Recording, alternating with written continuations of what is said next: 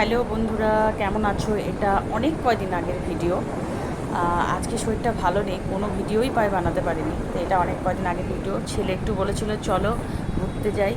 এটা প্রায় রাত 9:30টার সময় আমরা বেরিয়েছি। এই দেখো, ও তো বলেই না, তো ও বললে মানা করতে পারি না। তো আমরা একটু ঝটাঝট জাস্ট বাড়িতে যেভাবে ছিলাম প্রায় বলতে পারো বেরিয়ে গেছি। এই দেখো, ফ্লাইওভার দিয়ে যাচ্ছি।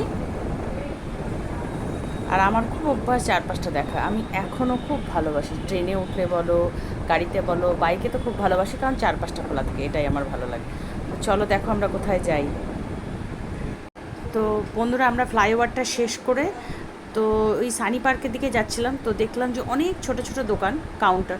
তো খুব সুন্দর এক জায়গায় দেখলাম যে চিকেন পকোড়া, আরও অনেক কিছু ছিল, বার্গার ছিল। তো আমরা চিকেন পকোড়াই নিলাম, মানে আমি আর ছেলে নিয়েছিলাম, হাজব্যান্ড খায়নি, ও মোমো খেতে গেছিলো। তো আমরা সাধারণত পকোড়া খেতে ভালোবাসি।